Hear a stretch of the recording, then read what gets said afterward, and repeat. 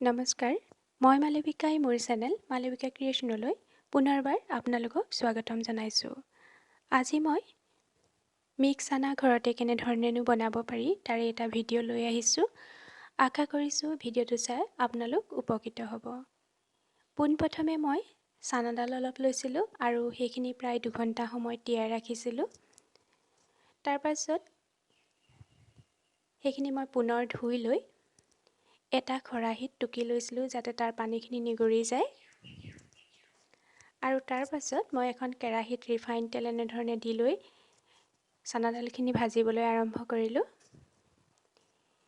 চানাডালখিনি ভাজি থাকোঁতে আপোনালোকে মন কৰিব যে চানাডালখিনি ওপৰলৈ ক্ৰমান্বয়ে উঠি আহে।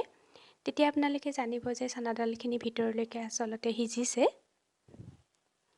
এনেধৰণে যেতিয়া চানাডালবিলাক ওপৰলৈ উঠি আহিব তেতিয়া আমি চানাডালখিনি টুকি লৈ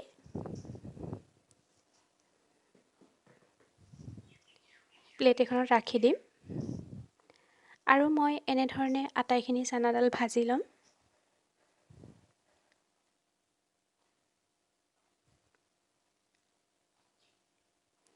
আমাৰ চানাডালখিনি ভজা হৈ গৈছে। এতিয়া মই ইয়াত এখন টিশ্যু পেপাৰ দি লৈ চানাডালখিনি ৰাখিছোঁ যাতে তাত থকা তেলখিনি টিশ্যু পেপাৰখনে শুহি লয়। এতিয়া মই ডাঙৰ এটা আলু লৈছোঁ আৰু আলুটো এখন পিহনাত এনেধৰণে ৰুকিছোঁ। মন কৰিব যাতে আলুবিলাক এনেকৈ দীঘল দীঘলকৈ হয়, তেতিয়া আচলতে দেখিবলৈও ভাল লাগে আৰু ভাজোতে সহজ হয়। আৰু এটা মন কৰিবলগীয়া যাতে খুব ডাঙৰ ডাঙৰ আলুবিলাক নহয়, অকণমান মিহি হ'লে ভাল হয়, তেতিয়া আচলতে মচমচীয়া হয়।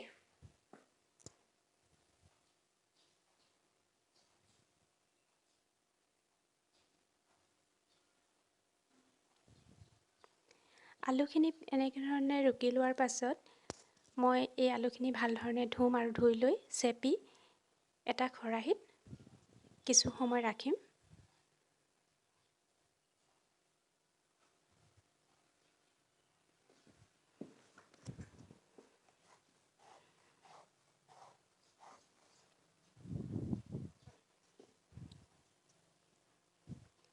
এইখিনি প্ৰায় শুকাই গৈছে ইয়াৰ পানীখিনি। এতিয়া মই এইখিনি আকৌ ৰিফাইন তেলত ভাজিম। এনেধৰণে কম কমকৈ দি আমি আটাইখিনি আলু ভাজি ল'ম।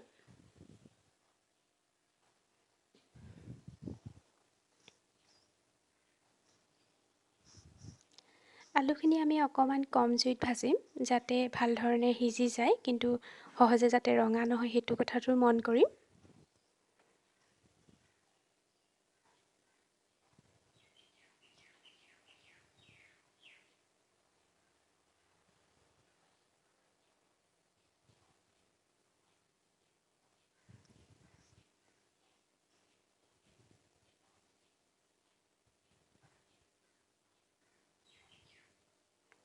আলুখিনি ৰঙচুৱা হৈ গৈছে আৰু মই এনেধৰণে টুকি লৈছোঁ।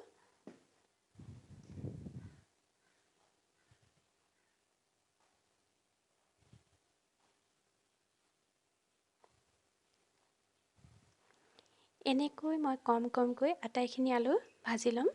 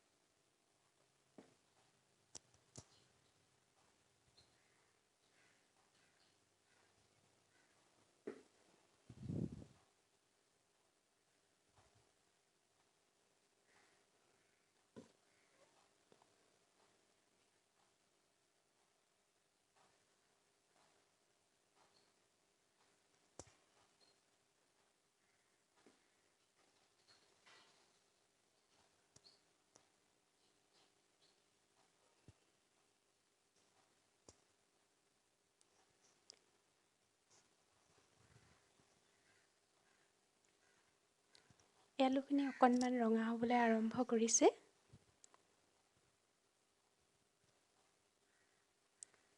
এইখিনিও মই টুকি ল'ম এতিয়া।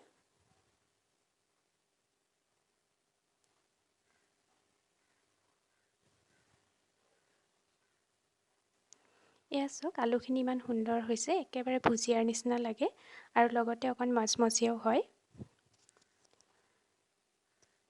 এতিয়া মই এই ৰিফাইনখিনিতে এতিয়া পোহা ভাজিম।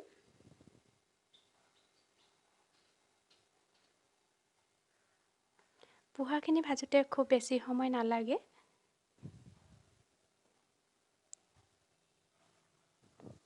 এনেধৰণে ঘৰত কেতিয়াবা বনাই খাই চাবচোন চানা, খুবেই ভাল লাগে ঘৰত বনোৱা যিহেতু।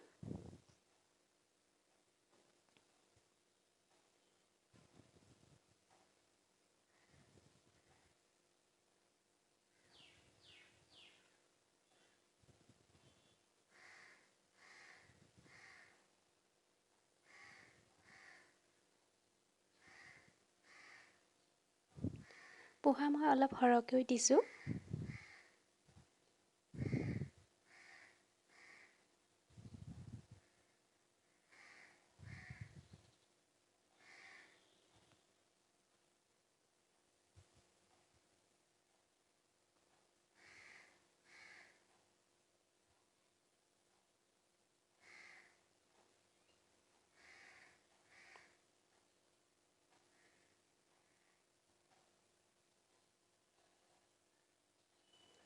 পোহাখিনি ভাজি হৈ লোৱাৰ পাছত আমি এই একেখিনি ৰিফাইন তেলতে আকৌ মই বাদাম ভাজিম।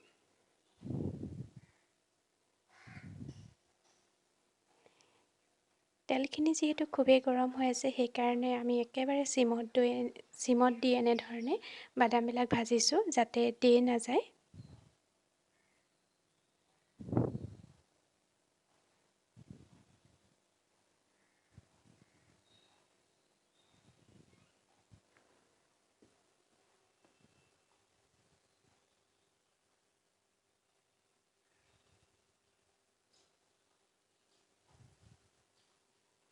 বাদামো মই কমকৈ দি ভাজিছোঁ যাতে আটাইখিনি বাদাম ভাল ধৰণে ভাজ খায়।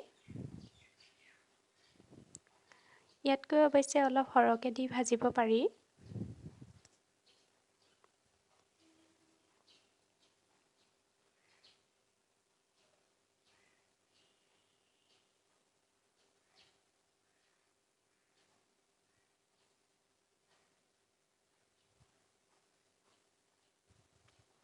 এনেধৰণে আচলতে ঘৰতে থকা বস্তুবিলাকেৰে দিয়ে ঘৰতে চানা প্ৰস্তুত কৰিব পাৰি আৰু খাবলৈও ভাল হয়।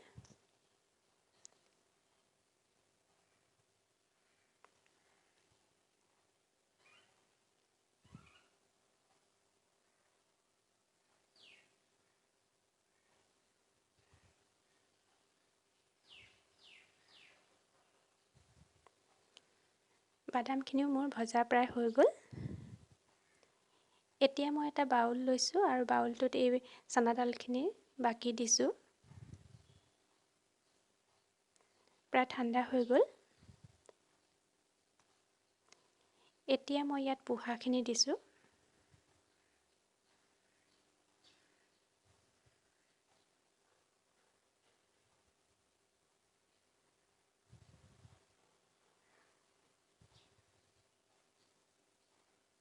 আৰু এই বাদামবিলাক দি দিছোঁ ইয়াতে। আৰু শেষত মই এয়া আলুবিলাক দিছোঁ। আলুবিলাক চাওকচোন একেবাৰে ভুজিয়াৰ নিচিনা নাই লগানে?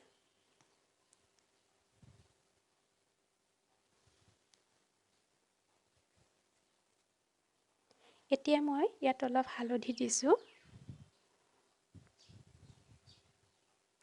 জালুকৰ গুড়ি অলপ দিছোঁ।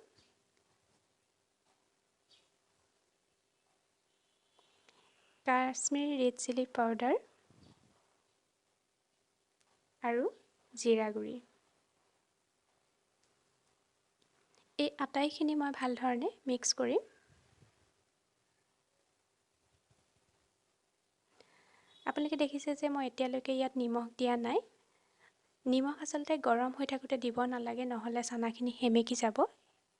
সেইবাবে মই কিছু ঠাণ্ডা হোৱাৰ পাছত এনেধৰণে নিমখ দি দিছোঁ আৰু নিমখ দিয়াৰ পিছত মই এনেধৰণে হাতেদি ভালকৈ মিক্স কৰিছোঁ আৰু শেষত এনেধৰণে যেতিয়া ঠাণ্ডা হৈ যাব ঠাণ্ডা হোৱাৰ পাছত আপোনালোকে কণ্টেইনাৰত ভৰাই থৈ দিব পাৰিব আৰু বহু দিনলৈকে খাব পাৰিব।